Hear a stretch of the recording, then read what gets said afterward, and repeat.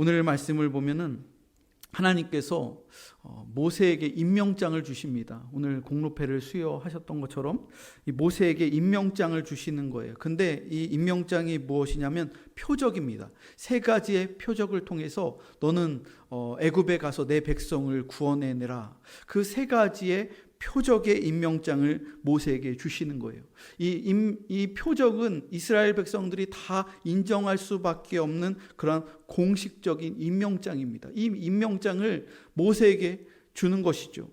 그런데 모세는 이 하나님께 임명장을 받았음에도 불구하고 애굽에 내려가지 않겠다고 그렇게 하나님께 거부 의사를 밝힙니다. 불순종하는 거예요. 그 이유는 이스라엘 백성들이 자신을 믿지 않을 거라고 하나님 앞에 그렇게 얘기를 하는 것이죠. 오늘 본문 말씀의 1절 말씀을 한번 보세요. 1절을 함께 읽어보겠습니다. 시작. 모세가 대답하여 이르되 그러나 그들이 나를 믿지 아니하며 내 말을 듣지 아니하고 이르기를 여호와께서 내게 나타나지 아니하셨다 하리이다. 애굽에 있는 이스라엘 백성은 400년 동안 애굽의 종살이를 하면서 하나님의 말씀과 멀어졌습니다. 모세는 하나님께서 자신을 애굽으로 보내도 그 이스라엘 백성들이 나를 믿지 않을 거라고 그렇게 하나님께 말을 하는 것이죠. 여러분, 이러한 모습은 우리들에게도 마찬가지입니다. 우리의 신앙은 눈에 보이지 않는 하나님의 말씀에 기초를 두고 있습니다. 그리스도인은 오직 하나님의 말씀에 붙들려 모든 것을 말씀대로 실천하며 살아가려는 사람입니다. 하지만 하나님의 말씀을 경험하지 못한 사람은 그것을 전혀 이해하지 못합니다. 왜냐하면 그들에게는 살아있는 하나님의 말씀에 대한 체험이 없기 때문에 그런 것이죠. 그러면 말씀에 대해서 체험이 없고 하나님을 알지 못하는 사람들을 어떻게 우리가 설득할 수 있을까요? 그것은 바로 표적이에요. 또 간증이죠. 신앙의 체험이죠. 말씀을 믿지 못하는 사람들에게 하나님이 지금도 살아계시며 내 인생 속에서 역사하신 그 신앙의 체험, 간증을 나타낼 때 그것이 표적이 되어서 믿지 않는 사람들의 마음에도 와닿게 되는 것이죠. 여러분, 오늘 본문 말씀의 2절부터 5절 말씀을 보면 이런 말씀이 있어요. 여호와께서 이르시되 그것을 땅에 던지라 하시매 곧 땅에 던지니 그것이 뱀이 된지라. 모세가 뱀 앞에서 피하매 여호와께서 모세에게 이르시되 내 손을 내밀어 그 꼬리를 잡으라. 그가 손을 내밀어 그것을 잡으니 그의 손에서 지팡이가 된지라. 이는 그들의 조상의 하나님 곧 아브라함의 하나님 이삭의 하나님 야곱의 하나님 여호와가 내게 나타난 줄을 믿게 하려 함이라 하시고, 하나님께서 믿게 하시기 위해서 표적을 보여주시는 거예요. 그 첫 번째 표적은 무엇이냐면 모세가 손에 쥐고 있었던 지팡이가 던졌더니 무엇으로 변해요? 뱀으로 변하는 것이죠. 여러분, 뱀은 애굽인이 신으로 믿고 있는 그 우상을 말하는 거예요. 모세의 지팡이가 뱀으로 변했다고 하는데 이 뱀은 어떤 뱀이냐면은 코브라예요. 이집트의 그 파라오의 그 형상이, 이 왕관이 있잖아요. 그 형상이 코브라 형상이잖아요. 그 이집트가 숭상하는 파라오의 그 형상도 코브라 뱀의 형상이죠. 그런 것처럼 모세가 가지고 있었던 지팡이를 던졌더니 무서운 맹독을 가진 코브라 큰 뱀으로 변한 거예요. 여러분, 이 코브라 뱀은 맹독을 지녔습니다. 그래서 사람이 잘못 건드리면 그 뱀에게 물리게 되면은 그냥 그 자리에서 얼마 못 가서 그냥 생명을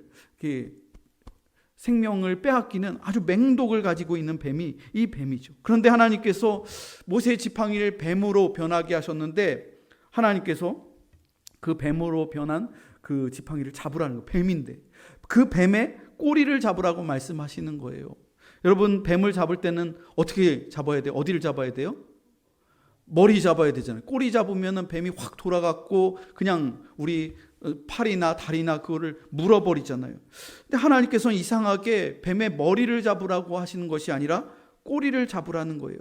모세는 너무나도 두렵고 무서웠지만 하나님께서 명령하시니, 이게 하나님의 명령이니 그 뱀의 꼬리를 잡으라. 하나님께서 그렇게 명령하시니까 하나님의 말씀에 순종해서 무서워 떨면서 그 뱀의 꼬리를 잡았어요. 그랬더니 그 꼬리를 잡았더니 그 뱀이 원래의 그 자기의 지팡이로 그렇게 돌아왔다는 것이죠. 여러분, 하나님은 왜 이런 무서운 방법으로 모세에게 독사의 체험을 하게 하시는 걸까요?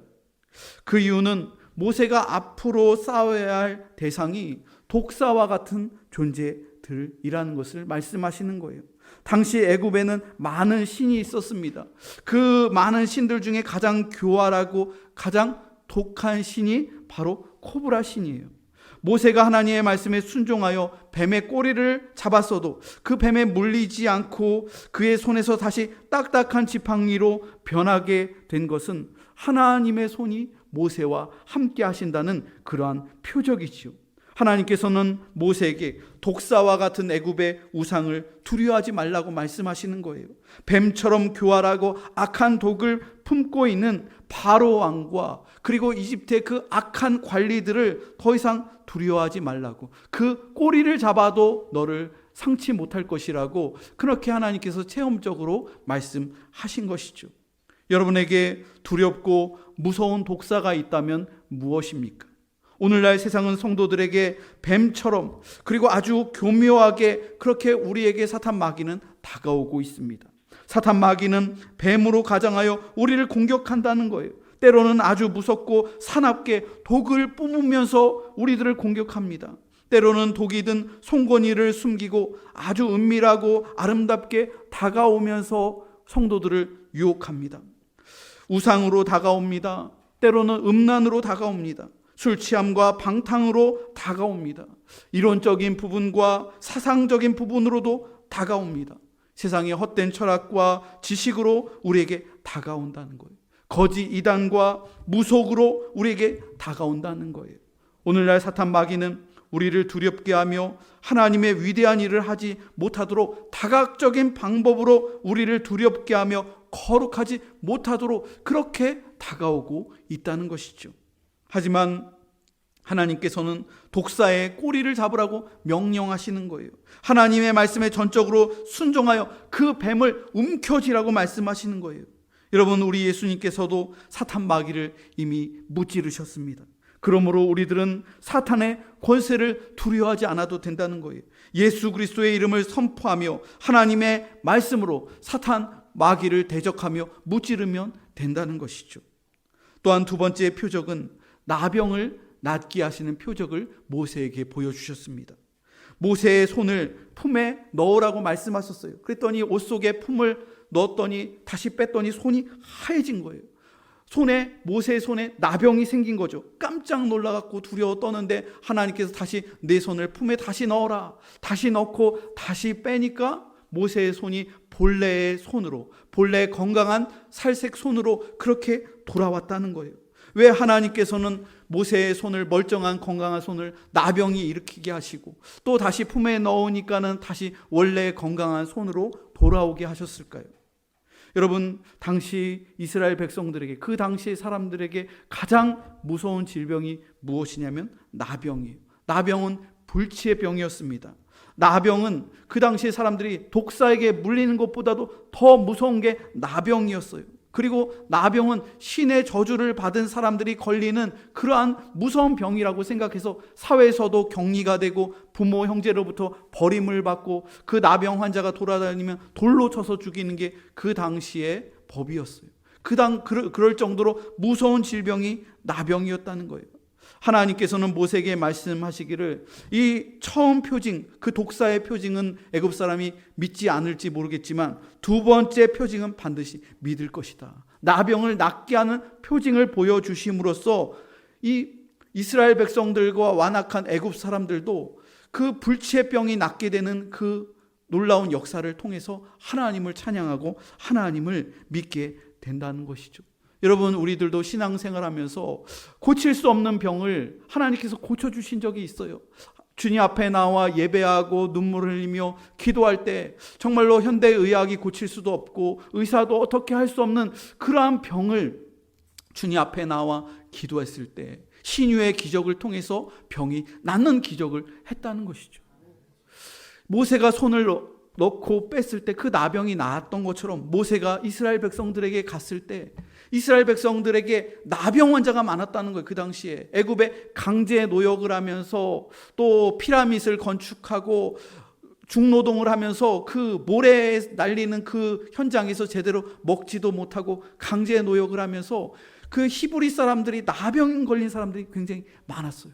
근데 그 나병을 낫게 하는 그 표징을 통해서 하나님께서 나병에 걸린 내 백성들, 먼지 구덩이에서 모래 구덩이에서 노예 생활하는 그들, 그 불치의 병에 걸린 사람들을 낫게 하시리라 하는 하나님의 표징이 있었다는 것이죠. 사랑하는 성도 여러분, 몸에 연약한 부분들이 있습니까? 관절이 쑤시고 아픈 성도들이 있습니까? 또 몸에 질병들이 있고 노안이 있는 성도들이 있습니까? 심장이나 뇌나 또 몸의 구석구석에 아픈 부분들이 있습니까? 여러분, 주님 앞에 나와 기도하시기 바랍니다. 주님께서 이 모든 질병, 주님께서 못 고칠 병이 없음을 믿으시기 바랍니다. 머리끝부터 발끝까지 주님께서 안수하여 주셔서 모세의 나병이 그 손이 본래의 손으로 깨끗하게 돌아왔던 것처럼 여러분, 주님 앞에 구하고 기도할 때 주님의 놀라운 기적의 역사가 일어남을 믿으시기 바랍니다. 또한 세 번째 표적은 하나님께서 그래도 첫 번째 표적을 안 믿고 두 번째 표적을 안 믿는 그들을 향해서 세 번째 표적을 주셨는데, 그 세 번째 표적은 무엇이냐면 나일강의 물을 떠다가 그것을 땅에 부어 보아라, 그렇게 명령하신 거예요. 그랬더니 그 나일강의 물이, 깨끗했던 물이 뭐로 변해요? 피로 변한 거예요. 여러분, 애굽의 정말로 축복의 상징은 뭐냐면 나일강이에요. 세계 4대 문명이라고 하죠. 나일 문명. 이 나일, 이집트가 번성하고 부흥했었던 이유는 그 나일강이 흐르고 있었기 때문에, 젖줄이 되는 생명의 근원이 되는 나일강이 있었기 때문에 농사를 짓고 가축을 키우고 사람들이 그 나일강의 물을 마셨기 때문에 그 문명이 번성하게 된 거죠. 그런데 하나님께서 그 축복을 거두어 가신다는 거예요. 그들이 믿지 않으면 너희들의 그 이집트의 강을 피로 변하게 할 것이다. 여러분, 첫 번째 표적은 사탄의 세력으로부터의 보호를 의미합니다. 두 번째 표적은 죄와 질병으로부터의 치료를 의미합니다. 그리고 세 번째 표적은 그래도 믿지 아니하면 하나님의 저주와 심판이 임할 거라고 애굽인들에게 경고하시는 것이죠. 그동안 하나님이 주셨던 물질적인 축복을 빼앗아 가시겠다는 거예요. 믿지 않는 자에게 그동안 주셨던 건강의 축복, 물질의 축복, 자녀의 복을 한순간에 거두어 가실 수도 있다는 것이죠. 여러분, 지난 3년이 넘는 시간 동안 전 세계가 코로나 팬데믹으로 굉장히 힘든 시간을 거쳤습니다. 인류의 과학과 문명이 막 발전하고 있어서 4차 산업이다, AI다, 인간은 신이 될 수 있다, 인류의 미래는 긍정적이다, 인류는 평화가 도래할 것이다, 그렇게 낙관적인 미래, 희망찬 미래를 찬양하다가 전 세계가 팬데믹을 맞은 거예요. 그러면서 얼마나 많은 사람들이 그때 돌아가셨어요. 얼마나 많은 사람이 생명을 잃었습니까? 그리고 많은 사람들이 경제적으로 굉장히 힘들고 그 가운데에서 재정적으로, 경제적으로 손실을 입은 사람들이 굉장히 많아요. 또 교회 역시도 마찬가지입니다. 그때 코로나 기간 동안 버티지는 못하고 문을 닫은 교회가 한 개 교단이에요. 우리 성결 교단의 숫자만큼 그 한 개 교단이 지금 한국 교회에서 사라졌어요. 성도들이 교회 나오다가 교회를 중단한 성도들, 교회를 떠난 성도들이 엄청나게 많다는 거예요. 그게 뭐냐면 코로나를 통해서 겪은 그 진통이라는 것이죠. 하나님께서 주님을 믿지 아니하면 그동안 주셨던 건강의 복, 물질의 복, 자녀의 복, 나일강의 복을 거두어 가실 수도 있다고 애굽인들에게 모세를 통하여 경고하시는 것이죠. 하나님께서는 모세에게 이 세 가지의 표적, 임명장을 주시면서 이제 바로의 압제에서 고통받고 있는 내 백성에게 가라라고 말씀하셨습니다. 그럼에도 불구하고 모세는 하나님, 저는 할 수 없습니다. 저는 갈 수 없습니다. 그렇게 말을 하는 거예요. 여러분, 10절 말씀 한번 보세요. 10절을 읽어보겠습니다. 시작. 모세가 여호와께 아뢰되, 오 주여, 나는 본래 말을 잘하지 못하는 자니이다. 주께서 주의 종에게 명령하신 후에도 역시 그러하니 나는 입이 뻣뻣하고 혀가 둔한 자니이다. 모세가 하나님께 핑계를 댄데, 주님, 저는 말을 잘 못합니다. 대중 앞에 섰을 때 설득력 있게 말을 할 수가 없습니다. 저의 입이 뻣뻣하고 혀가 둔합니다. 언변이 부족합니다. 그래서 백성들에게 말을 해도 떨리고 말도 못하고, 그래서 백성들이 저를 따르지 않을 겁니다. 더 탁월한 사람을 한번 찾아보시지요. 그렇게 핑계를 대는 거예요. 근데 여러분, 모세가 입이 뻣뻣하고 혀가 둔하다, 이 말은 단순히 모세의 언변이 부족하다는 것을 말하는 것이 아닙니다. 모세의 말주변이 부족하기보다는 모세의 언어상에 넘기 힘든 언어의 장벽이 있었다고 보아야 맞습니다. 왜냐하면 모세는 이스라엘 민족들이 구사하는 모국어 히브리어를 잘 구사하지 못했습니다. 왜냐하면 아주 어렸을 때 바로 왕의 궁전으로 가서 이집트의 왕자로 그렇게 자랐기 때문에 그 기간이 적어도 40년 정도 되고, 그리고 모세가 또 애굽인을 죽여서 미디안 광야에서 40년을 살았어요. 그러니까 거의 80년이라는 시간의 갭이 있기 때문에 모세는 주로 애굽의 그 왕실에 있을 때는 애굽 말을 했었고, 어렸을 때 잠시 히브리 말을 배웠지만 대부분의 시간 동안 99% 사용했던 말이 애굽 언어예요. 그리고 광야로 갔을 때 그 미디안에서는 미디안 말을 사용한 거예요. 그래서 모국어인 히브리어를 많이 잊어버렸기 때문에 말이 뻣뻣하고 잘 못하는 거예요. 여러분, 미국의 이민간 그 자녀들 세대들 1.5세대 아니면 2세대, 3세대들이 학교 다니고 자라나면서 영어를 유창하게 하지만 한국어를 굉장히 외국인처럼 어눌하게 하잖아요. 그런 것처럼 모세가 언어를 잊어버렸기 때문에 제가 가서 이런 말로 하면 누가 제 말을 듣겠습니까? 하나님, 더 말 잘하는 사람 찾아보시지요. 이렇게 핑계를 댔다는 거예요. 하지만 하나님께서는 가라고 말씀하시는 거예요. 11절 보니까 이렇게 나와 있습니다. 여호와께서 그에게 이르시되 누가 사람의 입을 지었느냐? 누가 말 못하는 자나 못 듣는 자나 눈 밝은 자나 맹인이 되게 하였느냐? 나 여호와가 아니냐. 여러분, 하나님께서는 모세를 보내실 때 모세의 언어에 문제가 있다고 해서 모세의 언어를 유창하게 바꿔주시지 않았습니다. 이 부분을 우리가 봐야 되는 거예요. 우리가 하나님의 일을 한다고 해서 그것을 금방 극복하게 하시지 않는다는 거예요. 모세의 입이 풀려갖고 언어를 유창하게, 외국어를 유창하게 그렇게 하지 않았다는 거예요. 그 있는 모습 그대로, 그 부족한 상황 그대로 가서 증언하라. 그렇게 하나님이 말씀하시는 것이죠. 여러분, 11절의 말씀을 묵상하면 참으로 놀라운 말씀입니다. 언어에 장애가 있는 사람들, 또 듣지 못하는 사람들, 앞이 보지 못하는 사람들, 어떻게 보면 장애가 있는 사람들을 말하는 거예요. 보지 못하고 듣지 못하고 말을 제대로 하지 못하는 모든 사람들까지도 하나님께서 다 창조하셨다는 거예요. 누가 사람의 입을 지었느냐? 누가 말 못하는 자나 못 듣는 자나 눈 밝은 자나 맹이 되게 하였느냐? 하나님이 창조하셨다는 거예요. 여러분, 오늘날 세상에 보면은 연약한 분들이 있어요. 앞을 보지 못하는 사람들, 말을 못하는 사람들, 또 걷지 못하는 사람들, 신체적인 장애를 가진 사람들이 있어요. 또 지적으로 또 장애가 있는 사람들이 있어요. 그런 사람들을 여러분, 우리가 무시하면 안 된다는 거예요. 하나님께서는 지금 누가 그들을 창조했느냐?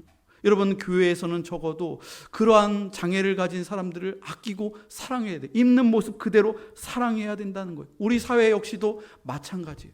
여러분, 교회가 은혜가 있고 또 교회가 의식이 있는 교회는 교회 안에 장애인 부서가 있고 장애인 예배가 있어요. 사회적인 약자들을 낮춰보는 게 아니라 그들을 더 높여 존귀하게 여기고 아끼고 사랑하고 주님의 구원받은 백성으로서 그렇게 복음을 증거하는 것이죠. 모세가 말이 부족함에도 불구하고 하나님께서는 누가 그들을 창조했느냐? 내가 다 창조했다. 그렇게 말씀하시는 거예요. 여러분, 오늘날 자기의 부족한 신체 때문에 그 영혼까지도 불구자가 되어 있는 사람들이 굉장히 많이 있습니다. 신체는, 사진은 멀쩡한데 정신이 피폐한 사람들이 있다는 거예요. 뭔가에 중독되어서 굉장히 몸은 멀쩡한데 속이 다 타들어가는 안타까운 사람들이 있다는 거예요. 여러분, 우리 건강한 사람들도 볼 때 여러분, 완전한 사람이 어디 있겠습니까? 우리들은 다 점 많고 흠 많은 사람들이라는 거예요. 우리는 우리의 신체적인 장애나 여러 가지의 학력이나 경제적인 어려움 때문에 때로는 하나님을 원망하고 불평하면서 모세처럼 하나님께 순종하지 않을 때가 있습니다. 하나님, 저는요 가방끈이 짧고요. 하나님, 저희 집은요 경제적으로 어렵고요. 하나님, 저는 말을 잘 못하고요. 하나님, 저는 내성적이고요. 하나님, 저는 이렇게 얘기하면서 다 모세처럼 핑계를 댄다는 거예요. 핑계를. 여러분, 이것들은 다 하나님 앞에 핑계밖에 안 되는 거예요. 하나님께서는 이렇게 말씀하십니다. 내가 너를 창조하였다. 너의 약한 부분도 다 내 계획 안에 들어있단다. 일단 내가 너를 택한 이상 너의 모든 약한 부분으로 인하여 일어나는 모든 책임이 나에게 있다. 그러니까 내가 너를 택하였으니 나만 믿고 넌 가라. 그 일을 넉넉히 감당할 수 있다는 것이죠. 여러분, 하나님께서는 우리들의 있는 모습 그대로 사용하시는 하나님이심을 여러분 믿으시기 바랍니다. 그 하나님께 모든 것들을 맡기시는 여러분들이 되시기를 바랍니다. 또한 하나님께서는 의사소통에 장애가 있는 모세를 위해서 누구를 붙여주셨어요? 동역자 형 아론을 붙여주셨어요. 형이 말을 잘하는 거예요. 모세는 좀 못해도 형이 대신 대언자가 되어서 그 부족한 부분을 채워주면서 이스라엘 백성들을 인도하는 것이죠. 이렇게 부족한 부분을 채워주시는 동역자를 하나님께서 다 들어 사용하신다는 것이죠. 여러분, 그러므로 교회 안에서 우리들이 함께 해야 되는 거예요. 우리들은 다 담임 목사 역시도 점 많고 흠 많은 사람이에요. 완벽한 부분, 완벽하지가 않아요. 우리들은 다 완벽한 사람들이 아니라는 거예요. 우리에게는 부족한 부분이 있습니다. 약점이 있습니다. 단점이 있습니다. 그러므로 그 약점과 단점, 부족한 부분을 다른 성도들이 채워주는 거예요. 함께 동역이 필요한 거예요. 그렇게 우리들이 모세와 아론이 되어서 함께 동역하고, 우리 장로님들이 함께 동역하고, 또 우리 성도들이 함께 동역자가 되었을 때 약한 이들을 보듬어주고, 또 연세가 있으신 분들을 더 사랑해주고, 또 신체가 불편한 사람들을 더 이렇게 보듬어주면서 함께 채워줄 때 그 교회가 더 부흥 성장하고 더 하나님께서 사용하시는 그러한 귀한 그러한 교회가 되는 줄로 믿으시기 바랍니다. 말씀의 결론을 맺겠습니다. 하나님께서는 불완전하지만 완벽한 하나님의 형상인 우리를 있는 모습 그대로를 사용하기를 원하십니다. 여러분에게 있는 것이 무엇입니까? 언변이 좀 부족해도 괜찮습니다. 학력이 좀 부족해도 괜찮습니다. 외모가 부족해도 괜찮습니다. 하나님께서 우리에게 현재 없는 것을 요구하시는 것이 아니라 있는 것을 통해서 역사하시는 하나님이십니다. 하나님께서는 모세의 손에 들려 있었던 평범한 지팡이를 위대한 하나님의 지팡이로 변하게 하시고 사용하셨습니다. 하나님은 여러분이 현재 가지고 있는 것들, 그 작은 것들, 평범한 것들을 통하여 놀라운 기적을 일으키심을 믿으시기 바랍니다. 하나님의 진리의 말씀을 듣고 순종하며 하나님의 위대한 표적들을 체험하며 주님의 부르심에 있는 모습 그대로 쓰임받는 모든 성도들이 다 되시기를 주님의 이름으로 축원합니다. 이 시간